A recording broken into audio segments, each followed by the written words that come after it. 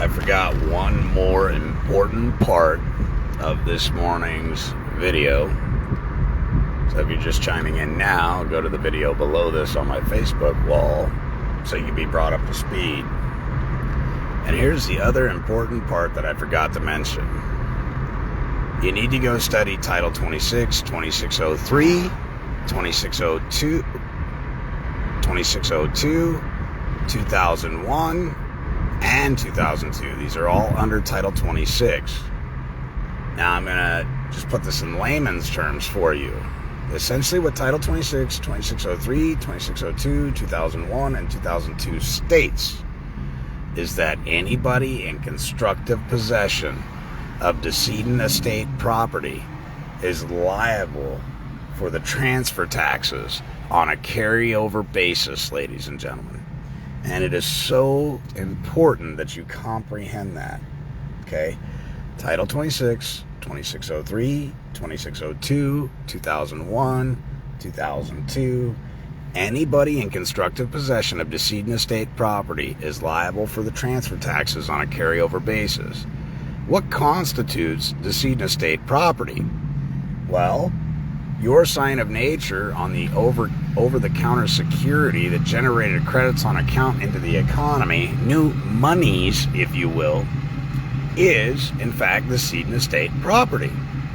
Okay, it's an asset. And once they have constructive possession of it, they are liable for the transfer taxes on a carryover basis. Also, anybody administering the estate under Title 26, 2032, A.E. 11 is required to be independently bonded with the Secretary of Treasury of Puerto Rico. These things are very, very important to comprehend and understand because it boils down to liability. Now, if they're not compliant with Title 26, 2032, A.E. 11, there's another option for them. That is to be independently bonded. So if they're not compliant with Title 26, 2032, AE 11, you need to inquire about their personal liability bond or their commercial liability bond. Who's got it? Who's the insurer? Who's the agent? What's the number to your private bond in case you cause harm, damage, or loss to the estate, the beneficiary, or the assets of the estate or trust? Very, very important. Title 26, 2032, AE 11 is the requirement for them to be independently bonded with the Secretary of Treasury of Puerto Rico to do business within the United States because they're all dealing with trusts, estates, and assets. All right? And then you've got Title 26, 2603, 2602, 2001, 2002, which states, I'm just breaking it down for you, but I need you to go read it. Anybody in constructive possession of decedent estate property is primarily liable by an active degree of fault to pay the transfer taxes on a carryover basis. All right?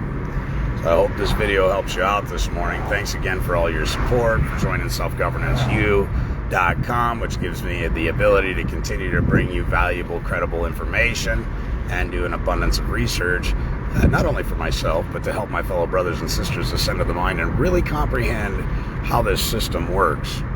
And, you know, there are about 7 stages that you'll go through in all of this. 1 will be denial, 2 will be anger, 3 will, it just manifests. The 7 stages of denial: anger, confusion, maybe you grow to despise the system because you feel like you've been lied to.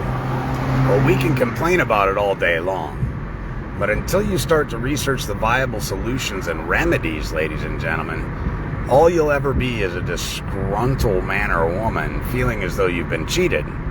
You're only cheating yourself if you don't apply yourself to gain the acquired knowledge to navigate the system. And once you navigate it and you have it figured out, these people took an oath, under an Article 6 oath, a Title 4-101 oath, a constitutional oath, a Title 5-3331 oath. Now, there's some people that say, oh, Derek, they didn't take any of those oaths. I don't give a rat's ass what they took. I'm going to invoke it.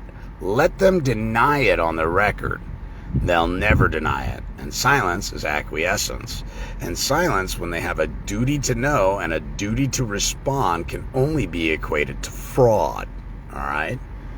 So having this knowledge is so powerful. So powerful.